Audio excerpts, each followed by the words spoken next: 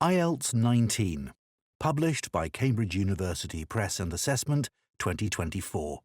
This recording is copyright. Test 1. This is the IELTS listening test. You will hear a number of different recordings and you will have to answer questions on what you hear. There will be time for you to read the instructions and questions and you will have a chance to check your work. All the recordings will be played once only. The test is in 4 parts. At the end of the test, you will be given 10 minutes to transfer your answers to an answer sheet. Now turn to Part 1.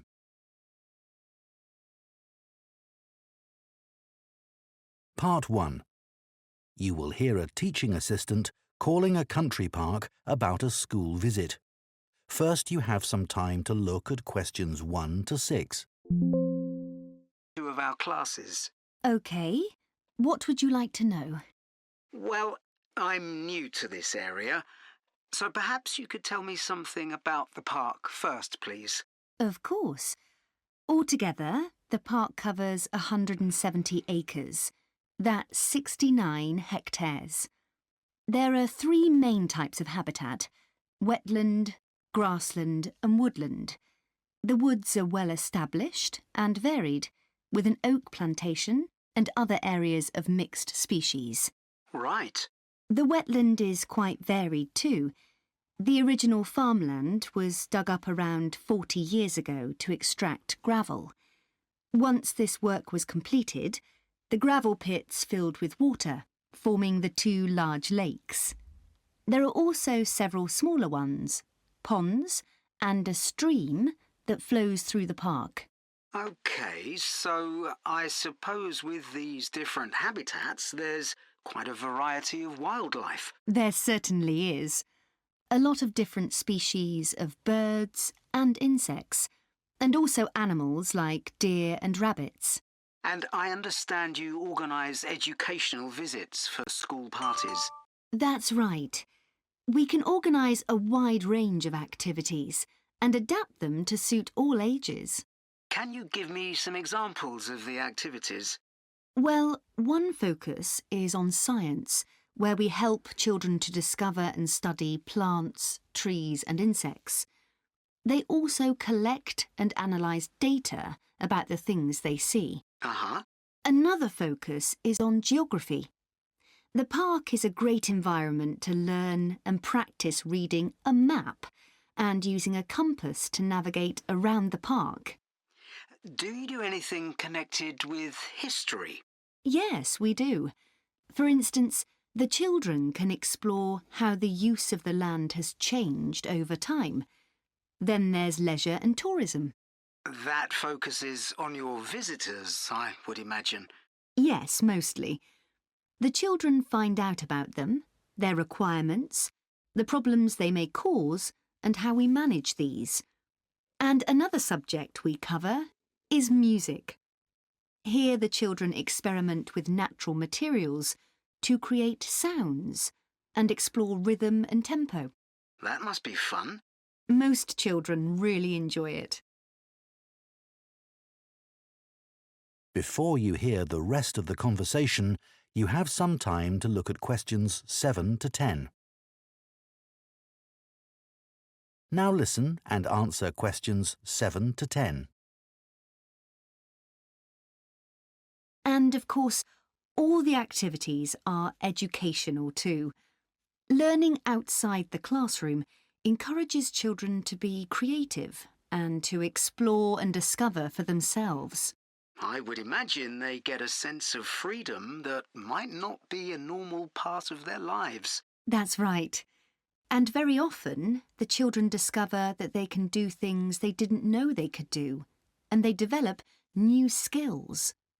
This gives them greater self-confidence. It sounds great. So, what about the practical side of it? How much does it cost for a full-day visit? We would expect to bring between 30 and 40 children. If there are over 30, it costs £4.95 for each child who attends on the day. We invoice you afterwards, so you don't pay for children who can't come because of sickness, for example. There's no charge for leaders and other adults, as many as you want to bring. That sounds very fair. Well, thanks for all the information. I'll need to discuss it with my colleagues, and I hope to get back to you soon to make a booking. We'll look forward to hearing from you. Goodbye. Goodbye, and thank you. That is the end of Part 1. You now have 1 minute to check your answers to Part 1. Part 2. You will hear the chairman of Stanthorpe Twinning Association, which organises the link between Stanthorpe in England and a town in France, talking to members about the year's events. First, you have some time to look at questions 11 to 15. Now listen carefully and answer questions 11 to 15. It's great to see so many members of the Twinning Association here tonight. Since the twinning link between our two towns, Stanthorpe here in England and Malat in France, was established, the relationship between the towns has gone from strength to strength.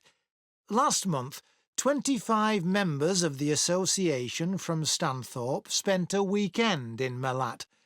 Our hosts had arranged a great programme. We learned how cheese is produced in the region and had the chance to taste the products. The theme park trip had to be cancelled, but we all had a great time on the final boat trip down the river. That was the real highlight. This is a special year for the association because it's 25 years since we were founded. In Malat, they're planning to mark this by building a footbridge in the municipal park. We've been discussing what to do here, and we've decided to plant a poplar tree in the museum gardens. We considered buying a garden seat to put there, but the authorities weren't happy with that idea. In terms of fundraising to support our activities, we've done very well. Our pancake evening was well attended and made record profits. And everyone enjoyed the demonstration of French cookery, which was nearly as successful. Numbers for our film show were limited because of the venue, so we're looking for somewhere bigger next year. We're looking forward to welcoming our French visitors here next week, and I know that many of you here will be hosting individuals or families. The coach from France will arrive at 5 p.m. on Friday. Don't try to do too much that first evening, as they'll be tired, so have dinner in the house or garden rather than eating out. The weather looks as if it'll be okay, so you might like to plan a barbecue. Then, the next morning's market day in town, and that's always a good place to stroll round. On Saturday evening, we'll all meet up at the football club, where once again we'll have Toby Sharp and his band performing English and Scottish country songs. Toby will already be well known to many of you, as last year he organised our special quiz night and presented the prizes. Before you hear the rest of the talk, you have some time to look at questions 16 to 20. Now listen and answer questions 16 to 20. Now, on Sunday, we'll be taking our visitors to Farley House. You may not all be familiar with it, so here's a map to help you. You can see the car park at the bottom of the map. There's an excellent farm shop in the grounds where our visitors can buy local produce. It's in the old stables, which is the first building you come to. They're built round a courtyard, and the shop's in the far corner on the left. There's also a small cafe on the right as you go in. I know that one or two of our visitors may not be all that mobile. The main entrance to the house has a lot of steps, so you might want to use the disabled entry. This is on the far side of the house from the car park. Children will probably be most interested in the adventure playground. That's at the northern end of the larger lake, in a bend on the path that leads to the lake. There's lots for children to do there. There are a number of lovely gardens near the house. The kitchen gardens are rectangular and surrounded by a wall. They're to the northeast of the house, quite near the smaller lake. They're still in use and have a great collection of fruit and vegetables. The Temple of the Four Winds is a bit more of a walk, but it's worth it. Take the path from the car park and go past the western sides of the stables and the house. Then, when the path forks, take the right-hand path. Go up there with the woods on your left, and the temple is right at the end. There are great views over the whole area. OK, so that's... That is the end of Part 2. You now have 30 seconds to check your answers to Part 2. Part 3. You will hear two food science students called Marie and Colin discussing their final year projects. First, you have some time to look at questions 21 to 24. Now listen carefully and answer questions 21 to 24. I haven't seen you for a bit, Marie. No, I've been busy with my project. You're making a vegan alternative to eggs, aren't you? Something that doesn't use animal products. Yes, I'm using chickpeas. I had two main aims when I first started looking for an alternative to eggs, but actually I found chickpeas have got more advantages. Right. But how about your project on reusing waste food? You were looking at bread, weren't you? Yes, it's been hard work, but I've enjoyed it. The basic process was quite straightforward, breaking the stale bread down to a paste, then reforming it. But you were using 3D printing, weren't you, to make the paste into biscuits? Yeah, I'd used that before, but in this project I had time to play around with different patterns for the biscuits and finding how I could add fruit and vegetables to make them a more appetising colour, and I was really pleased with what I managed to produce. It must have been a great feeling to make something appetising out of bits of old bread that would have been thrown away otherwise. It was, and I'm hoping that some of the restaurants in town will be interested in the biscuits. I'm going to send them some samples. I came across something on the internet yesterday that might interest you. It was a company that's developed touch-sensitive sensors for food labels. It's a special sort of label on the food package. When the label's smooth, the food is fresh. And then when you can feel bumps on the label, that means the food's gone bad. It started off as a project to help visually impaired people know whether food was fit to eat or not. Interesting. So, just solid food? No, things like milk and juice as well. But actually, I thought it might be really good for drug storage in hospitals and pharmacies. Right. And coming back to food, maybe it'd be possible to use it for other things besides freshness, like how many kilograms a joint of meat is, for example. Yes, there's all sorts of possibilities. Before you hear the rest of the discussion, you have some time to look at questions 25 to 30. Now listen and answer questions 25 to 30. I was reading an article about food trends predicting how eating habits might change in the next few years. Oh, things like more focus on local products. That seems so obvious, but the shops are still full of imported foods. Yes, they need to be more proactive to address that. And somehow motivate consumers to change, yes. One thing everyone's aware of is the need for a reduction in unnecessary packaging. But just about everything you buy in supermarkets is still covered in plastic. The government needs to do something about it. Absolutely. It's got to change. Do you think there'll be more interest in gluten and lactose-free food? For people with allergies or food intolerances? I don't know. Lots of people I know have been buying that type of food for years now. Yes, even if they haven't been diagnosed with an allergy. That's right.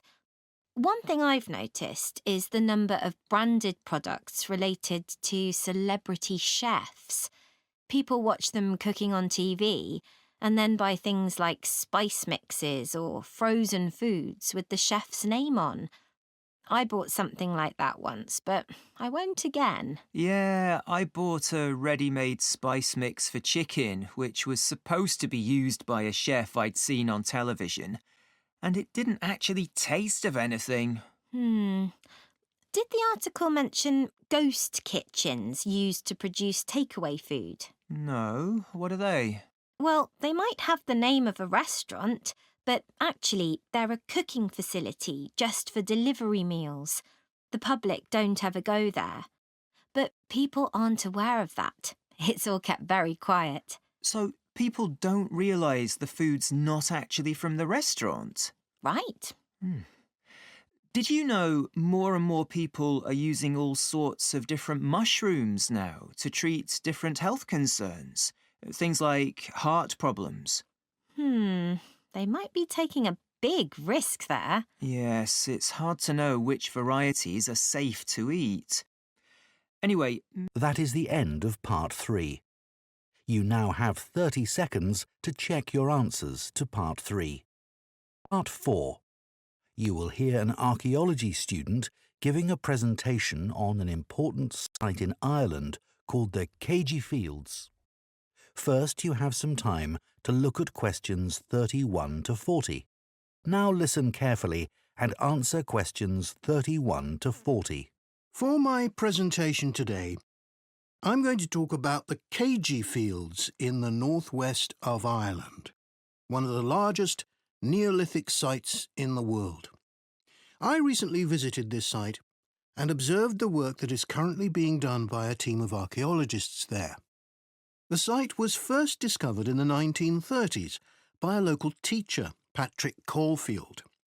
He noticed that when local people were digging in the bog, they were constantly hitting against what seemed to be rows of stones. He realised that these must be walls, and that they must be thousands of years old for them to predate the bog which subsequently grew over them. He wrote to the National Museum in Dublin to ask them to investigate, but no one took him seriously. It wasn't until 40 years later, when Patrick Caulfield's son, Seamus, who had become an archaeologist by then, began to explore further. He inserted iron probes into the bog to map the formation of the stones, a traditional method which local people had always used for finding fuel buried in the bog for thousands of years. Carbon dating later proved that the site was over 5,000 years old and was the largest Neolithic site in Ireland. Thanks to the bog which covers the area, the remains of the settlement at Cagey Fields, which is over 5,000 years old, are extremely well preserved. A bog is 90% water, its soil so saturated that when the grasses and heathers that grow on its surface die, they don't fully decay but accumulate in layers. Objects remain so well preserved in these conditions because of the acidity of the peat and the deficiency of oxygen. At least 175 days of rain a year are required for this to happen. This part of Ireland gets an average of 225 days. The Neolithic farmers at Cagey would have enjoyed several centuries of relative peace and stability. Neolithic farmers generally lived in larger communities than their predecessors, with a number of houses built around a community building. As they lived in permanent settlements, Neolithic farmers were able to build bigger houses. These weren't round, as people often assume, but rectangular, with a small hole in the roof that allowed smoke to escape. This is one of many innovations and indicates that the Neolithic farmers were the first people to cook indoors. Another new technology that Neolithic settlers brought to Ireland was pottery. Fragments of Neolithic pots have been found in Cagey and elsewhere in Ireland. The pots were used for many things, as well as for storing food. Pots were filled with a small amount of fat, and when this was set alight, they served as lamps. It's thought that the Cagey fields were mainly used as paddocks for animals to graze in. Evidence from the Cagey fields suggests that each plot of land was of a suitable size to sustain an extended family. They may have used a system of rotational grazing in order to prevent overgrazing and to allow for plant recovery and regrowth. This must have been a year-round activity, as no structures have been found which would have been used to shelter animals in the winter. However, archaeologists believe that this way of life at Cagey ceased abruptly. Why was this? Well, several factors may have contributed to the changing circumstances.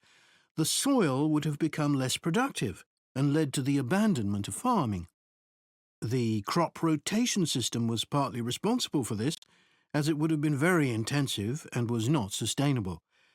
But there were also climatic pressures too. The farmers at Cagey would have enjoyed a relatively dry period, but this began to change, and the conditions became wetter as there was a lot more rain. It was these conditions that encouraged the bog to form over the area, which survives today. So now I'd like to show you some... That is the end of Part 4. You now have 1 minute to check your answers to Part 4. Test 2. This is the IELTS listening test. You will hear a number of different recordings and you will have to answer questions on what you hear. There will be time for you to read the instructions and questions, and you will have a chance to check your work. All the recordings will be played once only. The test is in 4 parts. At the end of the test, you will be given 10 minutes to transfer your answers to an answer sheet. Now turn to Part 1. Part 1. You will hear 2 friends talking about a guitar group. First, you have some time to look at questions 1 to 6. Now listen carefully and answer questions 1 to 6. Hi, Coleman. How are you? Good, thanks. I wanted to have a chat with you because our friend Josh told me that you've joined a guitar group and it sounds interesting. I'd really like to learn myself. Why don't you come along? I'm sure there's room for another person. Really? So, who runs the classes? He's called a coordinator. His name's Gary Matheson. Let me note that down. Gary... How do you spell his surname? It's Matheson.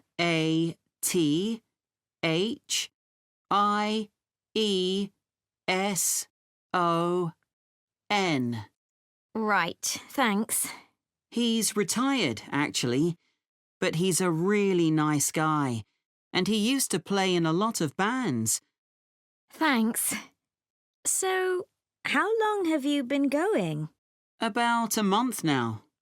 And could you play anything before you started?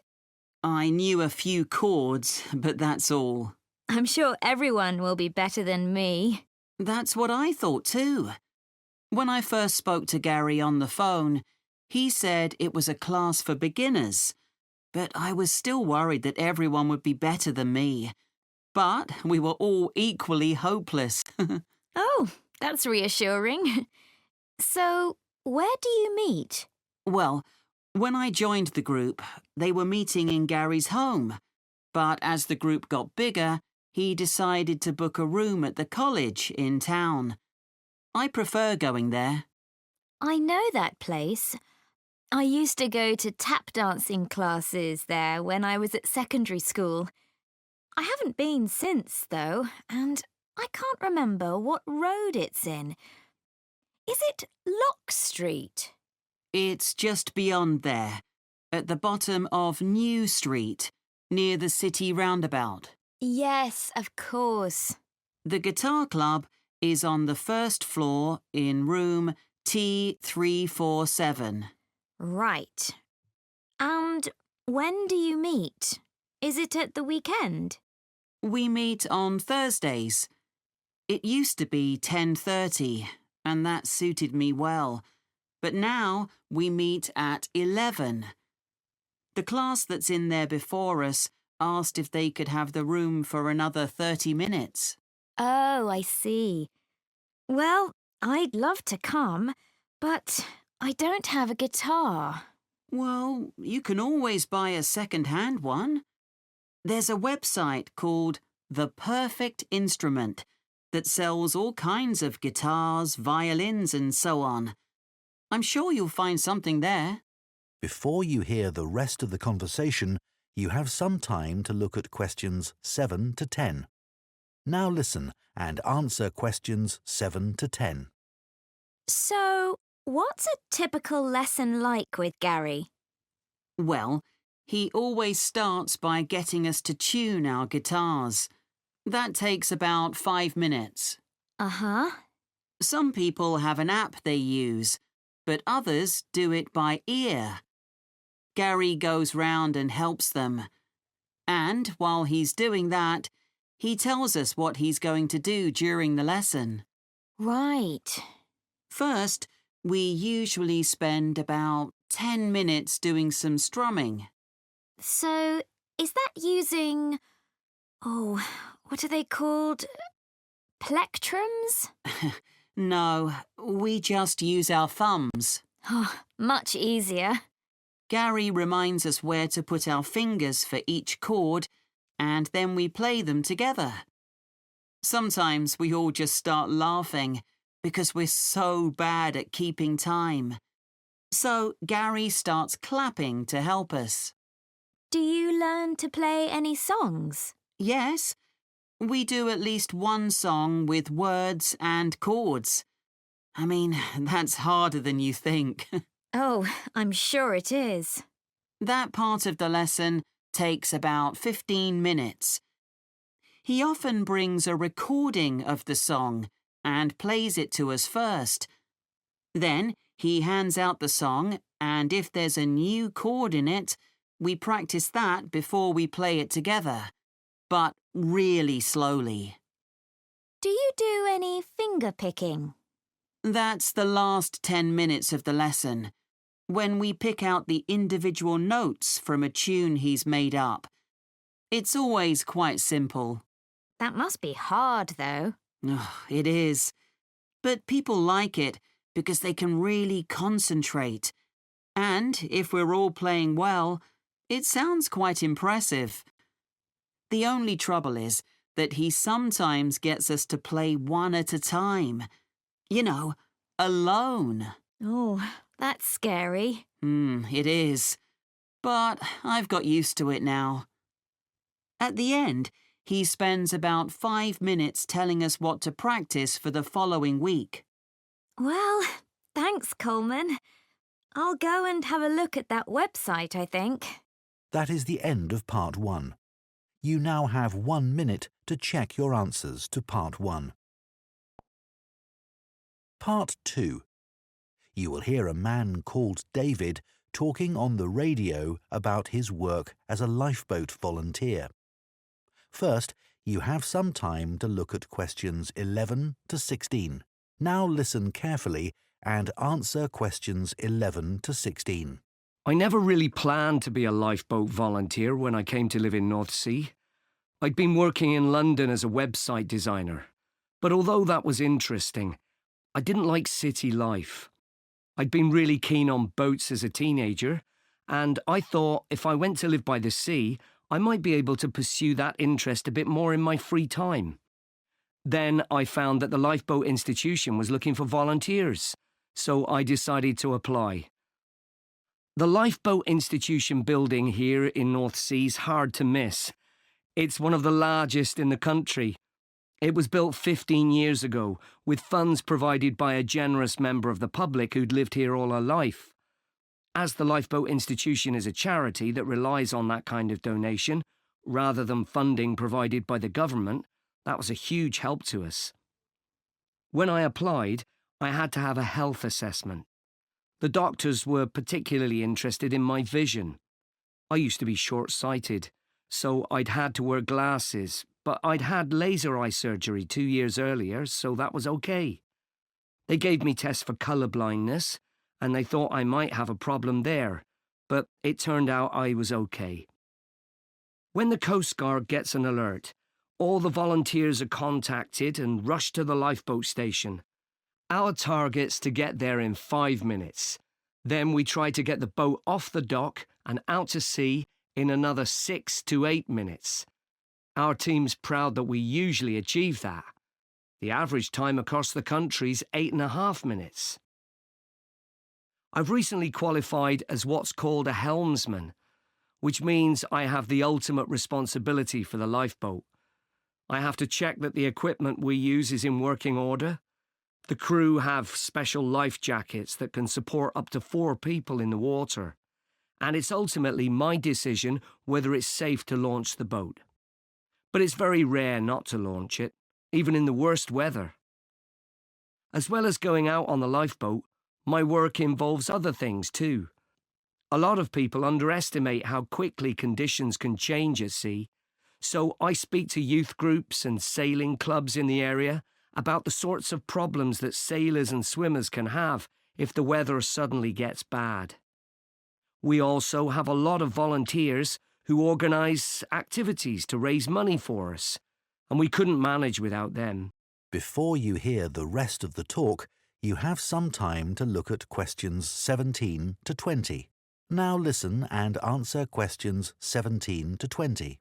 The training we get is a continuous process, focusing on technical competence and safe handling techniques.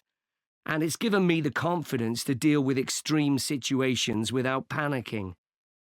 I was glad I'd done a first aid course before I started, as that's a big help with the casualty care activities we do. We've done a lot on how to deal with ropes and tie knots. That's an essential skill. After a year, I did a 1-week residential course, led by specialists.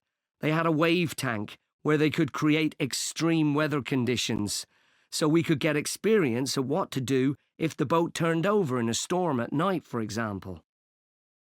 Since I started, I've had to deal with a range of emergency situations, but the work's hugely motivating. It's not just about saving lives. I've learned a lot about the technology involved. My background in IT's been useful here, and I can use my expertise to help other volunteers. They're a great group. We're like a family, really, which helps when you're dragging yourself out of bed on a cold, stormy night. But actually, it's the colder months that can be the most rewarding time. That's when the incidents tend to be more serious, and you realise that you can make a huge difference to the outcome. So, if any of you listeners are interested... That is the end of part 2.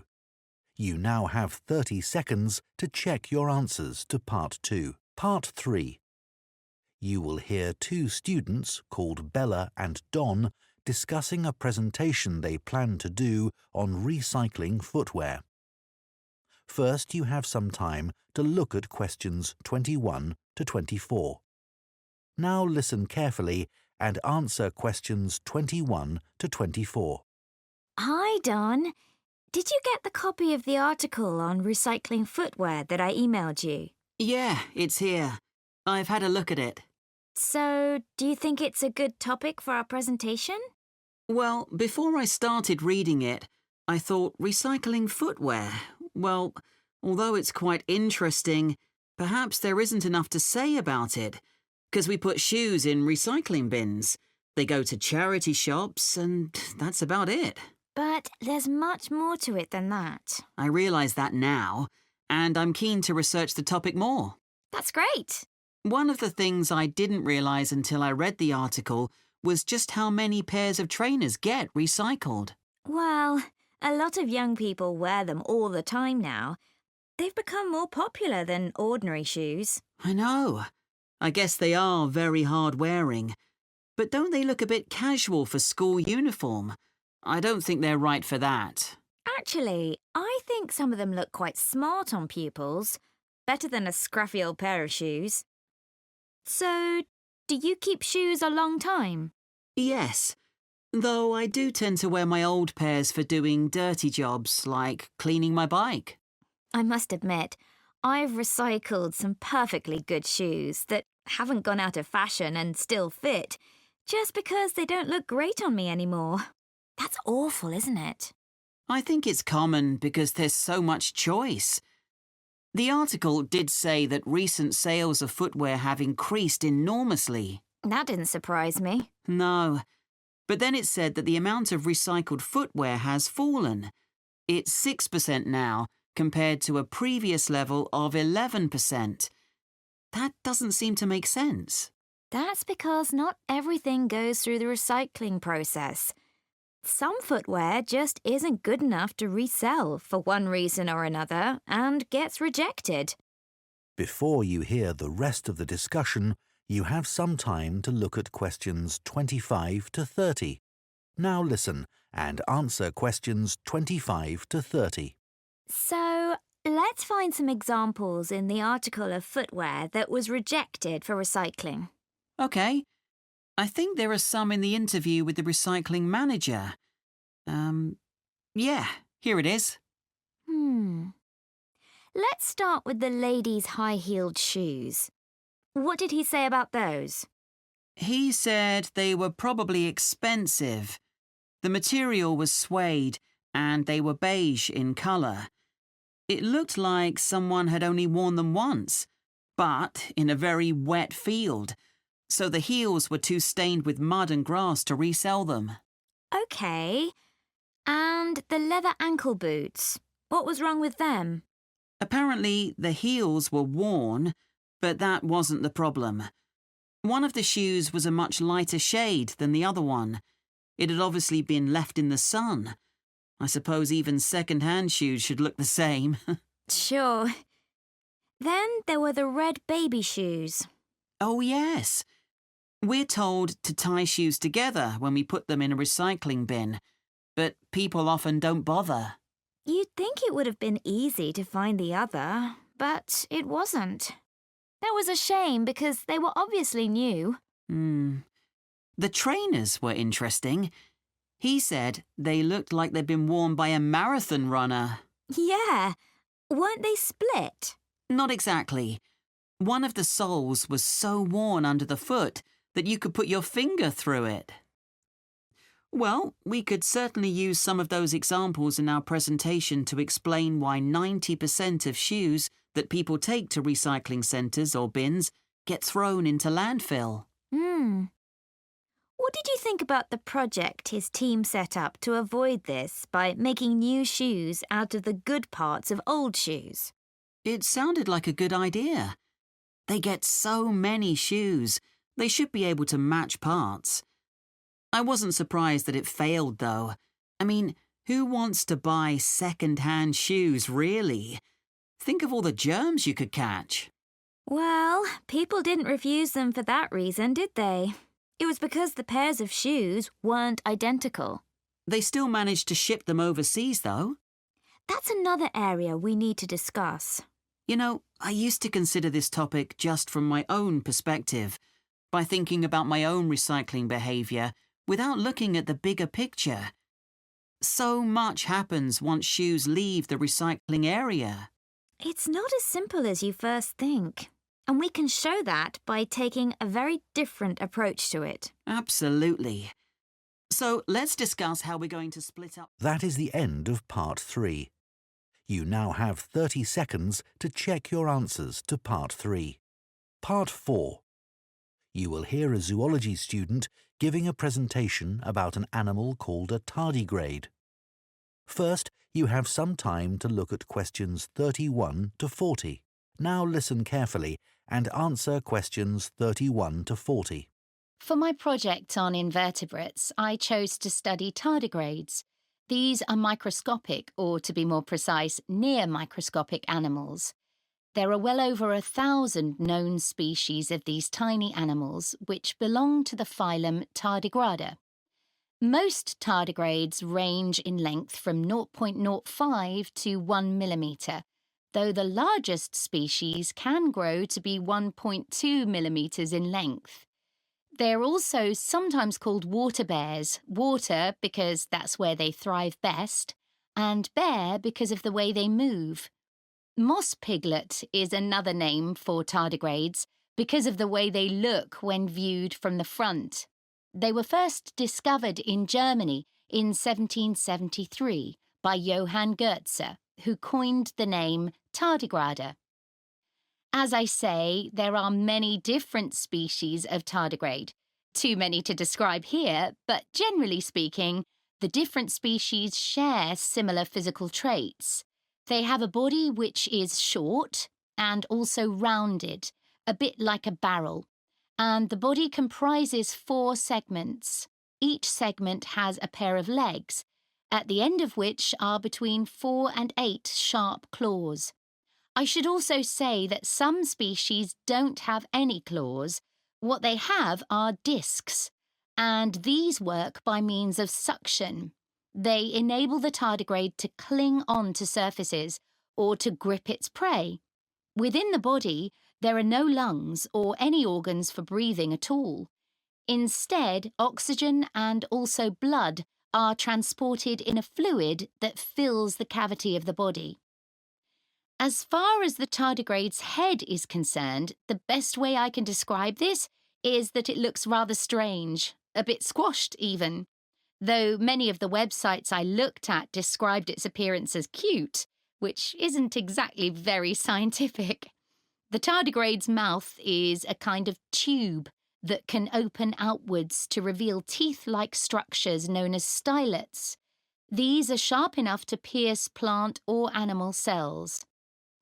So, where are tardigrades found? Well, they live in every part of the world, in a variety of habitats, most commonly on the bed of a lake, or on many kinds of plants, or in very wet environments.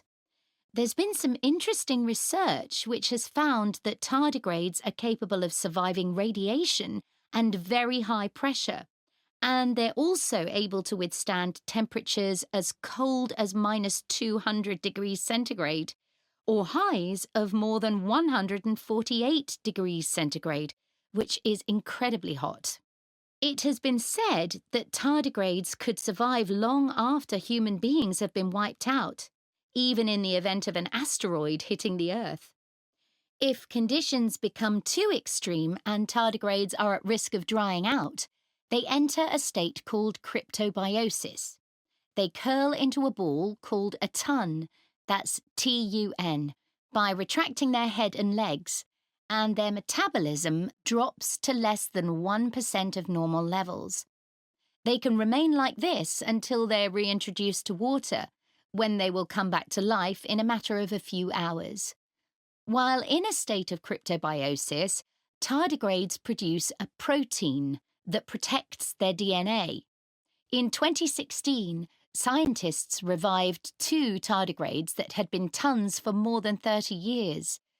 There was a report that, in 1948, a 120-year-old tun was revived, but this experiment has never been repeated. There are currently several tests taking place in space to determine how long tardigrades might be able to survive there. I believe the record so far is 10 days. So, moving on. In terms of their diet, tardigrades consume liquids in order to survive. Although they have teeth, they don't use these for chewing. They suck the juices from moss or extract fluid from seaweed. But some species prey on other tardigrades, from other species or within their own. I suppose this isn't surprising, given that tardigrades are mainly comprised of liquid and are coated with a type of gel. Finally, I'd like to mention the conservation status of tardigrades. It is estimated that they have been in existence for approximately 500 million years, and in that time, they have survived 5 mass extinctions. So it will probably come as no surprise to you that tardigrades have not been evaluated by the International Union for Conservation of Nature and are not on any endangered list.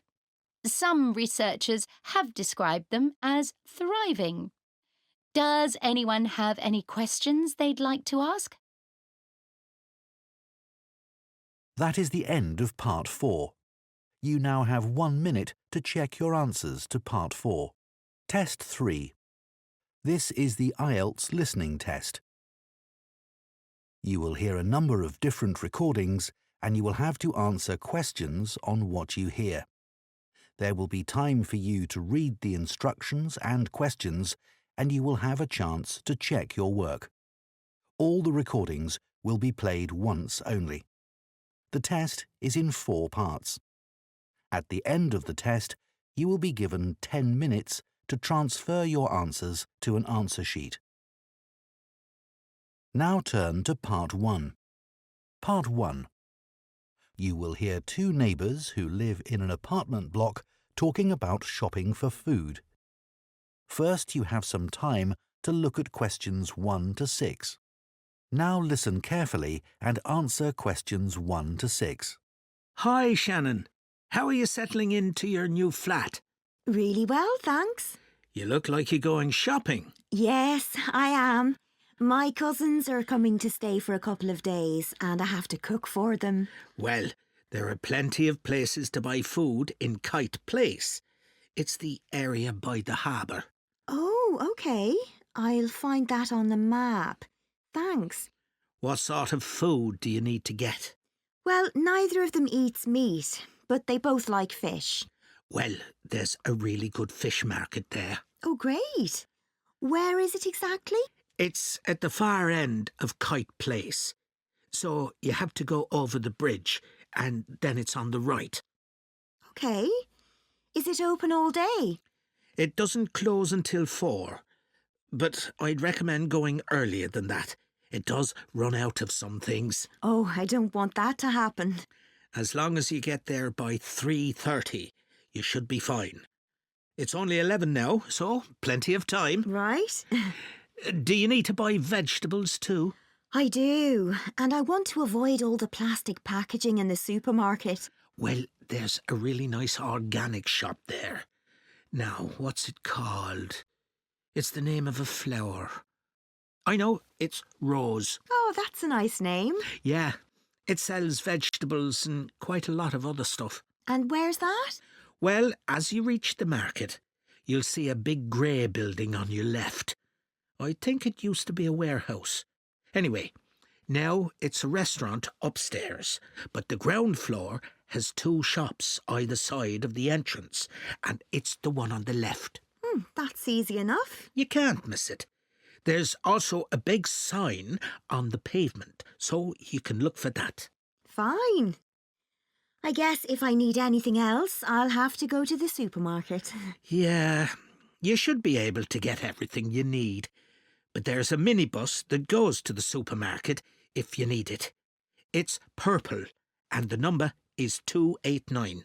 Thanks. That's great. Before you hear the rest of the conversation, you have some time to look at questions 7 to 10. Now listen and answer questions 7 to 10. So, what do you need to get at the fish market? The salmon is always very good, and the shellfish. I'm going to make a curry, I think, and I need about 12 prawns for that. They'll have plenty of those. OK. Have you ever tried samphire? No, what's that? It's a type of seaweed. Oh. I just ask for a handful, and you fry it in butter. It's delicious. Oh, I might try that. How do you spell it? It's SAMPHIRE.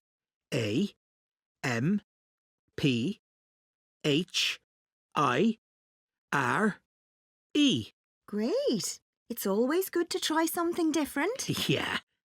I'll see what beans they have in the organic shop, and I think I'll get something for dessert there.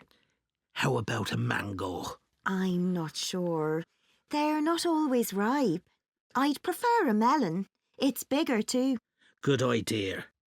The owner also sells a lot of spices there that you can put in a curry, and things like coconut. Oh, that's very helpful. I'll have a look. No problem. I know bread doesn't really go with curry, but I always like to have some in case. As I said, all the bread is homemade, and there's lots of variety. I like the brown bread myself. Sounds good. They sell other things there too. Like cakes? I love chocolate cake. Well, not that. But they have a whole range of tarts, and the best are the strawberry ones. Perfect. Hopefully I won't even have to go to the supermarket. That is the end of Part 1. You now have 1 minute to check your answers to Part 1. Part 2. You will hear the organiser of a children's book festival giving some information about it on a local radio programme. First, you have some time to look at questions 11 to 16. Now listen carefully and answer questions 11 to 16. The Children's Book Festival is coming up again soon, and here to tell us all about it is the festival's organiser, Jenny Morgan. So tell us what we can expect this year, Jenny. Well, as usual, we've got 5 days of action-packed, exciting events for children, with writers coming from all over the country getting involved. Just to give you an idea of what's on offer in the workshops, first of all, there's a very special event called Superheroes. This is a chance for deaf children to share their reading experiences with author Madeline Gordon, who is herself hearing impaired. Just Do It is a practical workshop led by the well-known illustrator Mark Keane. He'll take participants on a magical journey to faraway lands with an opportunity for aspiring actors to do some role play. Count on Me is an inspiring and entertaining look at the issues of friendship for 13 to 14-year-olds. It looks at some of the friendships described in popular books and asks participants to compare these with their own experiences. Speak Up is part of a series of workshops on the subject of mental health. This is a creative writing workshop encouraging children to describe situations where young people experience loneliness. A recent survey revealed that children can be lonely even when they're at home with their families. Jump for Joy, as many of you will know, is the heartwarming best-selling story by Nina Karen about a young girl's trip to visit her relatives in India. It recently received the gold medal at the Waterford Awards. Nina will get children to celebrate the word joy by writing a poem. Sticks and Stones is the beautifully illustrated picture book for young readers about a community who organise an African Caribbean festival to help local children learn about their Jamaican roots. This will be a musical event where children will have the chance to play steel drums. This is bound to be very popular, so please book as soon as possible. Before you hear the rest of the programme, you have some time to look at questions 17 to 20. Now listen and answer questions 17 to 20. Thanks, Jenny. That all sounds really interesting. I'm just wondering if you have a favourite book you could recommend for our readers? It's hard to choose, but Alive and Kicking is definitely worth mentioning. You won't have heard of the writer as it's her first book, which is really impressive. It's basically the teenage diary of a boy from Somalia who comes to live in the UK. It deals with the serious issue of immigration and all the challenges the boy has to face at school and with the language barrier, etc. Usually, books like this are quite sad, but this one actually made me cry with laughter. On each page, there are simple but hilarious black and white stick drawings of the boy with his friends and teachers. At the end of each diary entry, there are new English words the boy learns each day, which may help develop some children's vocabulary. I think my kids would enjoy that. What about any advice for parents on how to encourage their children to read more? Well, this is something I get asked about a lot. There are so many distractions for kids these days that it can be hard to find time for reading. One thing I'd say is to make time to sit down with your child and share books with them. A lot of parents give up reading aloud to their children as soon as they learn to read independently, but this is a mistake. It's good to read more advanced books to them, as it helps to develop their vocabulary. If you don't have time for this, then let them listen to audiobooks. Often they'll want to read books they've listened to for themselves. I think it's a good idea to make a mental note of the type of books your child is reading. Often they just read the same genre all the time, which can get a bit boring. You can introduce new authors and genres to them. Librarians should be able to help you with this. Well, Jenny, I think that's really... That is the end of part 2. You now have 30 seconds to check your answers to part 2. Part 3. You will hear a trainee science teacher called Claire talking about her practical teaching work to another trainee called Jake. First, you have some time to look at questions 21 to 25. Now listen carefully and answer questions 21 to 25. Hi, Jake. How are you getting on with the practical teaching? It's harder than I expected, but I've got some great classes. How about you? Not brilliant. I'm really struggling with my Year 12 science class. Are they hard to control? Well, I don't have discipline problems as such. It's just that they don't seem to think that science has anything to do with their lives. It's depressing. They listen to what I say, and I gave them a test last week, and the results weren't too bad, but there's no real engagement. Right. And as part of my teaching practice, I have to design an experiment for them to do.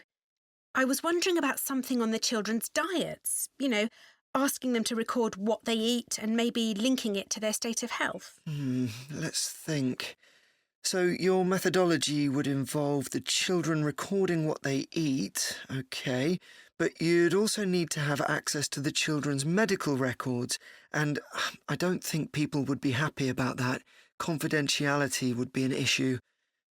If you could get the right data, the conclusions might be significant, but I suspect it's not going to be easy. Right. Have you thought about doing an experiment using animals? Wouldn't that be upsetting for the children? Well, the animals don't have to be harmed in any way. It could just be an experiment where they're given a certain diet and the effects are observed. Would I have to get permission to use animals? Yes. You'd have to submit an outline of the experiment and fill in a form, but it's quite straightforward. But if we found out that, say, a particular diet affects the health of animals, the same thing wouldn't necessarily be true for people, would it? No, that's true. But the findings for any experiment are going to be limited. It's inevitable. I suppose so. So, what animals could I use to investigate the effects of diet? Mice? Yes. You'd need experimental mice, ones that have been specially bred for experiments. OK, so what will your experiment be investigating exactly? Well, something to do with nutrition. So maybe we could look at food supplements, things like extra iron and extra protein, and their impact on health. That might be rather broad. Maybe just look at the effects of one supplement, like sugar, on the health of the mice? In fact, maybe the focus could be on whether mice can control their own diet. So what happens when they have access to more sugar that they don't really need? Exactly. Do they eat it, or do they decide to leave it? Great. Then later on you could do a follow-up experiment adding another variable, like you could give some of the mice the chance to be more active, running on a wheel or something, and the others just sit around and don't do much. Or I could repeat the experiment but change the type of food I provided, or use mice with a different genetic structure. But I think your idea would be more interesting. I might think about that some more. Before you hear the rest of the discussion, you have some time to look at questions 26 to 30. Now listen and answer questions 26 to 30. So, can I talk through a possible procedure for the experiment where mice are given a sugar supplement? Sure. I did a similar experiment in college, actually. Great. So, how many mice would I need? I'd say about 12, and all young ones, not a mixture of old and young. OK. And I'd need 2 groups of equal sizes, so 6 in each group. And how would I tell them apart? I suppose I could put some sort of tag on one group or just mark them in some way. You could use food colouring. That wouldn't hurt them. Perfect. Then each group would go into a separate cage, and one group, let's call them Group A, would be the control group. So they'd just have ordinary mouse food. I suppose you can buy that? Yes, it comes in dry pellets. And the other group would have the same as the first group, but they'd also have the extra sugar. Would you just give them straight sugar? It might be better to give them something like cereal with it. Then you'd need to weigh the mice, I should think, once a week. And you'd need an electronic balance. But we can't hold them on the balance, or it'd affect the reading. Exactly. So you need something called a weighing chamber to stop the mice from running away. It sounds complicated, but actually you can just use a plastic box with holes in the top. OK. So once we've measured the weight gain of each mouse, we can work out the average for each group, as well as the standard deviation, and then see where we go from there. That sounds cool. I think the students will enjoy it. Yes. One thing you must remember... That is the end of part 3. You now have 30 seconds to check your answers to part 3. Part 4. You will hear part of an environmental science lecture about microplastics. First, you have some time to look at questions 31 to 40. Now listen carefully and answer questions 31 to 40. In today's lecture, I'm going to be talking about microplastics. Microplastics are tiny pieces of plastic smaller than 5 millimeters in size. Recently, there's been a greater awareness that there are large quantities of plastic waste, big and small, in the environment. The amount of plastic waste in the oceans has received widespread attention, but far less is known about the effects of microplastics in fresh water and particularly in soil. Microplastics can enter the environment via a number of different sources. Threads and microfibers detach from synthetic clothing every time they're put in a washing machine, and these find their way into the water system. Other sources include big pieces of plastic waste that are already in the environment, and these break down into microscopic particles over a period of time. On a larger scale, factory waste is another route, as are tyres, which wear down as cars, lorries and so on travel along road surfaces. We already understand some of the impacts of microplastics from studies involving fish and other animals. There is evidence that microplastics harm small creatures in a variety of ways, such as by damaging their mouths or by impairing their ability to feed, for example when microplastics get lodged in their digestive system. Surprisingly, perhaps, it is likely that humans consume microplastics, as these have been detected in a wide range of food and drink products, including bottled water, as well as in water that comes direct from the tap. What's more, salt and many kinds of seafood have also been found to contain microplastics. However, it's important to underline that there is not yet conclusive proof that microplastics cause significant harm to people. In many countries, including here in the UK, there is legislation which prevents manufacturers from adding plastic microbeads to shower gels, facial cleansers, and toothpaste. It is very difficult to accurately estimate the total amount of microplastic particles in the soil, as they can be hard to detect. But we do know they are carried in the air and deposited in the soil by rain. What's more, many of the fertilizers used by both farmers and gardeners contain microplastics. A team from the Anglia Ruskin University in Cambridge has carried out a study of the effects of microplastics on the digestive tracts of earthworms. These worms, which live in topsoil, are an essential component of our agricultural system. By feeding on soil, they mix nutrients into it, thereby making it more fertile. The researchers set out to discover whether the introduction of microplastics into the soil and the subsequent ingestion of these by earthworms would impact soil quality and ultimately inhibit plant growth. The short answer was yes, it did. After placing 3 different types of microplastic particles into the soil, they planted perennial ryegrass.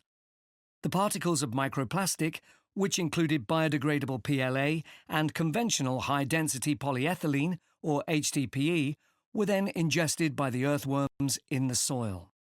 The result was that the worms lost weight rapidly. What's more, a lower percentage than normal of the ryegrass seeds germinated, and the researchers concluded that this was a direct result of the earthworms being unable to fulfill their normal role in making soil more fertile. The team also discovered that there was an increase in the amount of acid found in the soil, and this was attributed mainly to the microplastic particles from conventional HDPE plastic. The conclusions of the study make for very interesting reading. I've included the reference in the notes to give you at the end of this session. To summarise, the authors proposed the idea that we need to regard soil as we would regard any other process in nature. This means we should accept the implications of soil being dependent on decaying and dead matter constantly being passed through the bodies of earthworms. That is, when soil becomes impoverished by the presence of microplastics, not only ecosystems, but also the whole of society are negatively impacted. That is the end of Part 4. You now have 1 minute to check your answers to Part 4. Test 4. This is the IELTS listening test. You will hear a number of different recordings and you will have to answer questions on what you hear. There will be time for you to read the instructions and questions, and you will have a chance to check your work.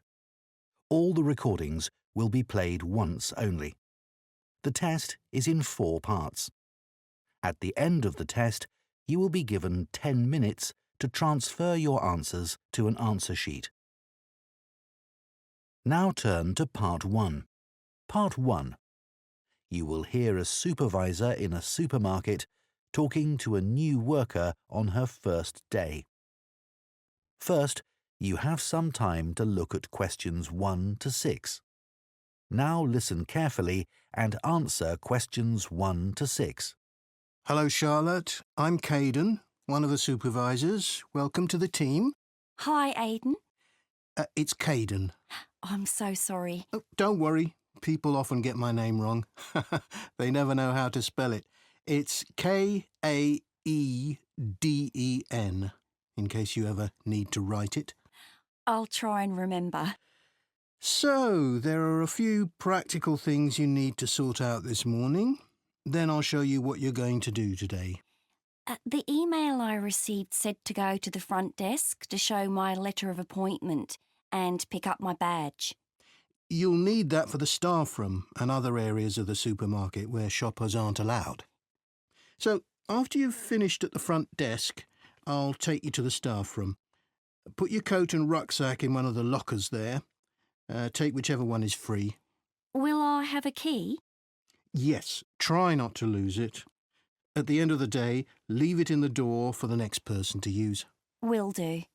You also need to go to the HR department to see Tiffany. She's really helpful. I was told to bring my passport with me. HR need to take a note of the number in it. That's right. Or you can show your ID card. I don't have one of those. OK.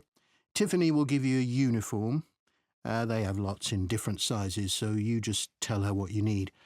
I won't come with you to HR. I've got to go and sort something else out. Problem with a bread slicer. Is the HR office near the staff room? The staff room's on the first floor, and HR are a couple of floors above that, on the third floor. There's a staircase outside the staff room. OK. When you're finished with HR, come and find me in the bakery section of the shop. I'm looking forward to getting started. I'll just give you my phone number in case you can't find me. Have you got your phone there? Yes. OK. Ready? It's 0412 66 5903. OK. Done. Before you hear the rest of the conversation, you have some time to look at questions 7 to 10. Now listen and answer questions 7 to 10. So, Charlotte, your tasks today are in the bakery section, on the sushi counter, and on the meat and fish counters. The first job is to check sell-by dates on the bread and cakes. If any of the dates are today's, put a new price label on the packaging. What if any of the labels are yesterday's dates or older? Do I throw those items away? Yes, but that shouldn't happen. We check the stock every day. When something needs a new price label, put a yellow one on the package, next to the original price. OK. After that, you'll go to the sushi takeaway counter. Will I be preparing boxes of food? For today, you'll just be helping the staff. Yes, of course. You'll see lots of flat cardboard boxes at one end of the counter. Beneath those is where we keep the plastic boxes. We run out of those really quickly, so you should bring more from the storeroom. Is that my only task on the sushi counter? No, you also need to clean the area where they prepare the dishes. There are cloths and bottles of spray by the sink. Oh, and please make sure you clean that too. Sure. That's important, isn't it? Absolutely, but you mustn't wash up knives. You have to do some training before you're allowed to touch sharp objects. What should I do if there are any? Ask someone to put them in the dishwasher. OK, thanks. I don't want to get anything wrong. Don't worry, you'll be fine. And I'll be around to help. Right. Finally, the meat and fish counters. You need to clean the area where staff serve customers, including wiping the weighing scales. OK. Anything else? The fish is laid on ice, but when that starts to melt, you'll need to get more from the cold room. I know the staff on the food counters wear a hat. Will that be the same for me? You won't be serving customers directly, so no. But make sure you put on thermal gloves when you take anything out of the cold room. The temperature's low enough in there to get frostbite from touching things. Understood. That is the end of part 1. You now have 1 minute to check your answers to part 1. 1. Part 2. You will hear a podcast by a running coach giving advice about taking up running and giving information about her club. First, you have some time to look at questions 11 to 14. Now listen carefully and answer questions 11 to 14. My name's Liz Fuller and I'm a running coach with Compton Park Runners Club. Welcome to my podcast. If you're thinking about taking up running, I'm here to help. There are many training programs available online which aim to help people build up to running 5 kilometres. Some of them are great, and thousands of people of all ages are taking part in 5-kilometre races across the country as a result.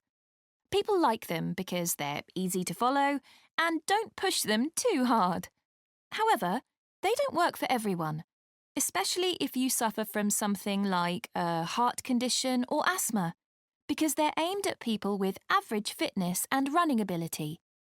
Another thing is that everyone is different, and if you have any specific questions related to your needs, there's no one to provide any answers. I have a couple of simple tips I always give to new runners. I expect you've been told to run very slowly until your fitness increases. Well, I find that can prevent progress.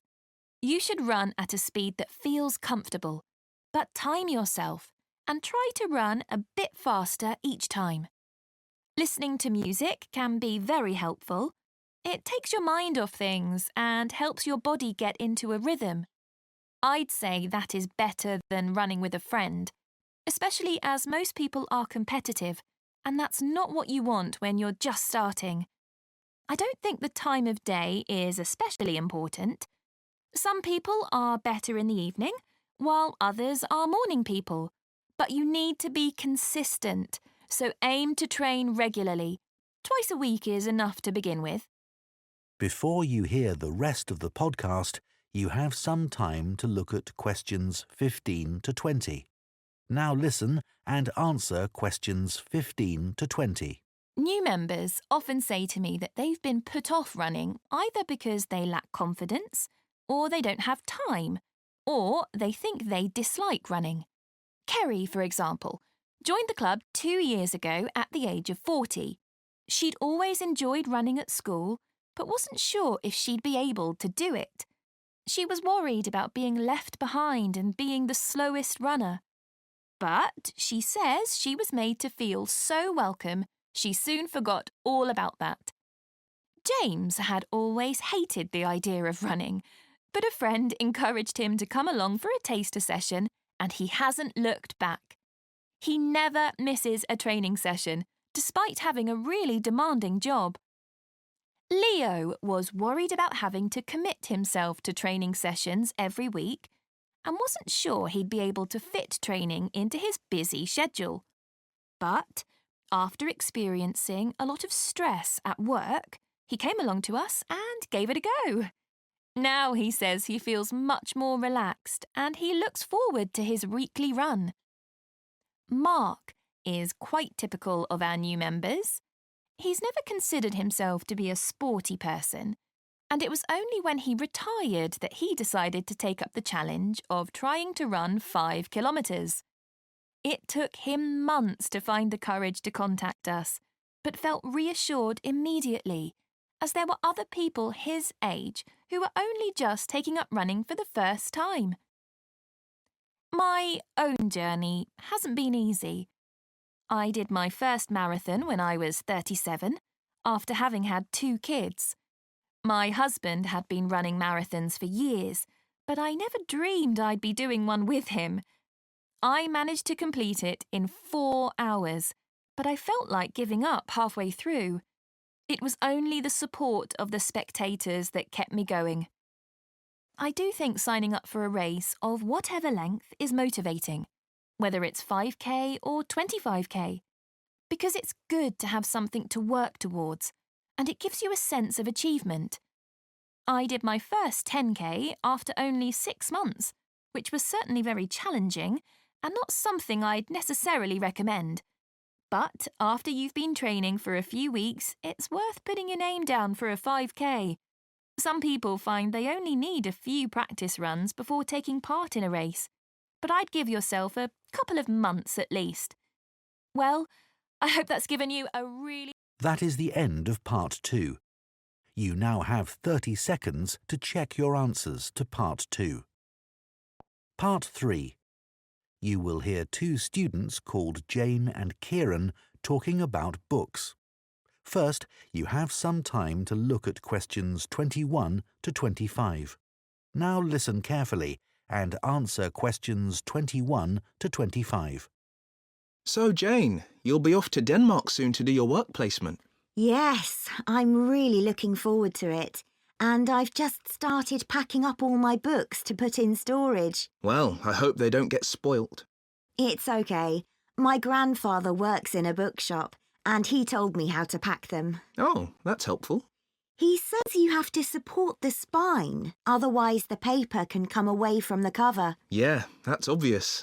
He also told me to pack them flat in the box, not on their side. Again, because they can bend, and if you leave them like that for, say, a year, It's quite hard to get them back to their normal shape. Well, it's pretty clear that ruins them. But a lot of people just can't be bothered to protect their books. He always says it's such a shame that publishers don't use better quality paper. It's the acid in the paper that causes the problem, isn't it? Yeah, that's why old books go yellow. You know, some of the books my grandfather's given me are like that already. Oh. I should dump them, really, if they're going to deteriorate further. But I'd feel bad. They'll always remind me of him. He's quite a collector, you know. Well, if they're important to you. Yeah, I'd regret just throwing them away. You know, maybe it's because I was taught to treasure books, but I hate seeing students force open the pages of paperbacks. They press so hard they end up breaking the spine. I know. But unfortunately, paperbacks aren't designed to last a long time, and people know that. Hardbacks aren't quite as weak. Yeah, they're different, I suppose. But I still don't think people value hardbacks like they used to. Well, they aren't decorative, are they, like other objects?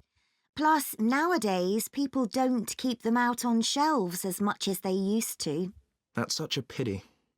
When I visit someone, if they have, say, a colourful book on a table, it's the first thing I'm drawn to. I agree. And book covers can be a work of art in themselves. Some are really eye-catching. I've always been taught to handle books carefully. If you watch someone take a book off a shelf, well, they usually do it wrong.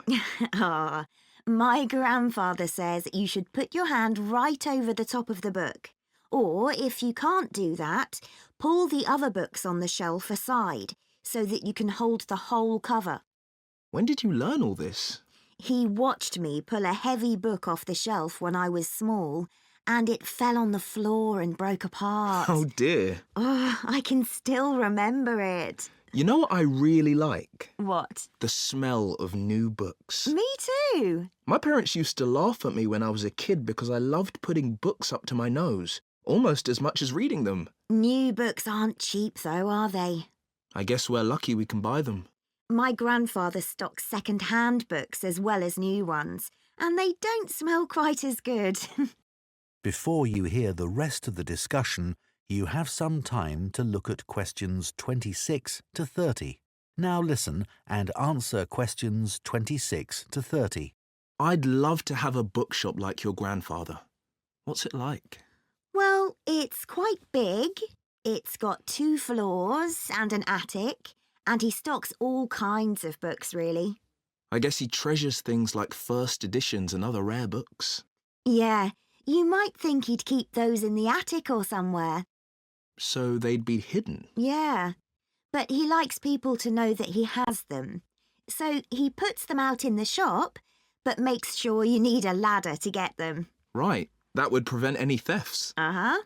Does he stock books for children? He does. He particularly likes to encourage kids to read. He always says that he used to sit under the stairs as a child with a pile of books and read them all. Is that where he keeps them then? Not exactly. He's got a dedicated area on the ground floor with cushions so that parents can enter with their toddlers, go there and spend some time reading to them. Oh, cool. And then there's a place for pushchairs by the front door. And a cafe if anyone needs refreshments. That's good to know. As I said, it's a big shop. And there's a storage area out the back as well. Oh, what does he keep there? Books he wants to throw away? He hardly ever throws anything away. He just leaves unwanted books by the front door for customers to take. Well, that's very nice. Yeah.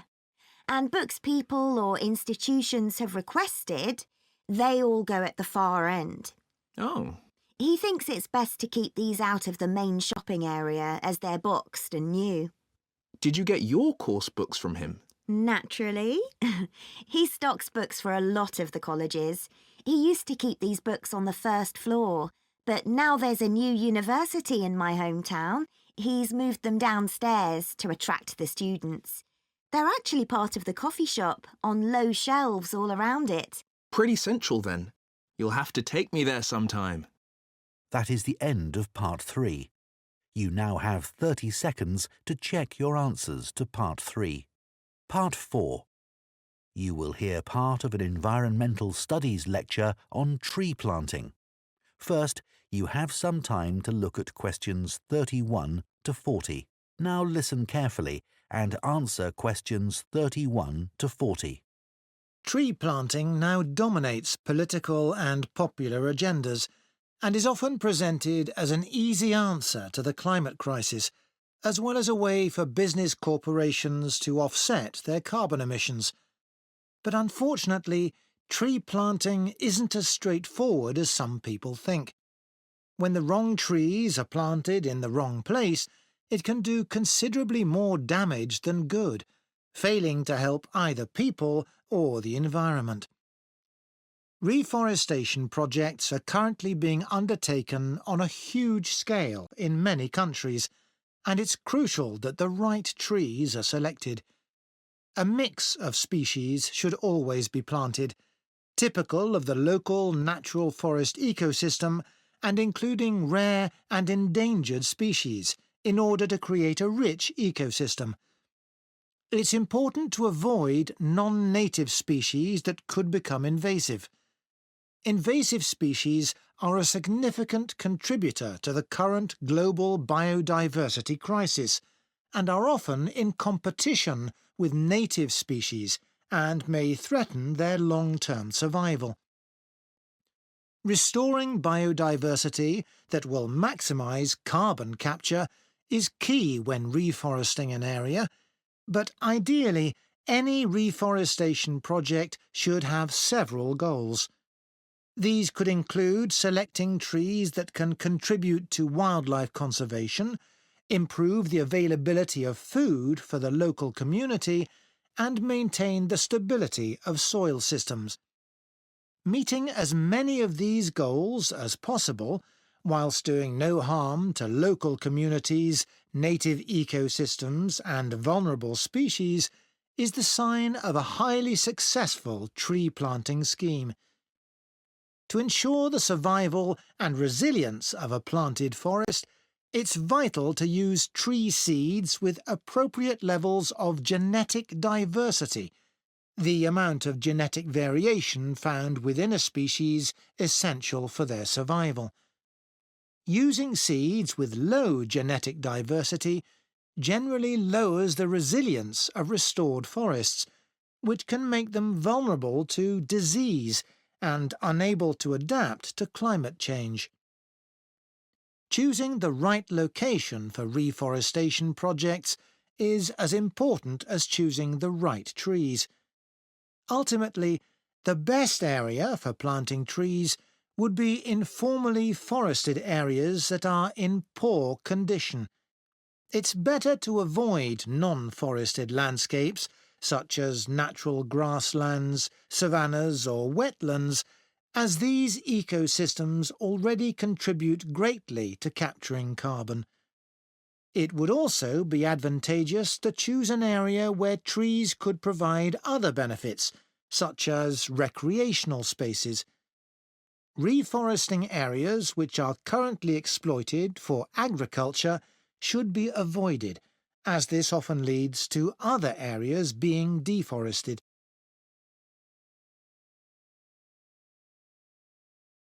Large-scale reforestation projects require careful planning. Making the right decisions about where to plant trees depends on having the right information. Having detailed and up-to-date maps identifying high-priority areas for intervention is essential. Drone technology is a useful tool in helping to prioritise and monitor areas of degraded forest for restoration. In Brazil, it's being used to identify and quantify how parts of the Amazon are being devastated by human activities, such as rearing cattle and illegal logging. A good example of where the right trees were picked to achieve a restored forest is in Lampang province in northern Thailand. A previously forested site which had been degraded through mining was reforested by a cement company, together with Chiang Mai University. After spreading 60 centimetres of topsoil, they planted 14 different native tree species, which included several species of fig. Figs are a keystone species because of the critical role they play in maintaining wildlife populations. They are central to tropical reforestation projects as they accelerate the speed of the recovery process by attracting animals and birds which act as natural seed dispersers. This helps to promote diversity through the healthy regrowth of a wide range of plant species.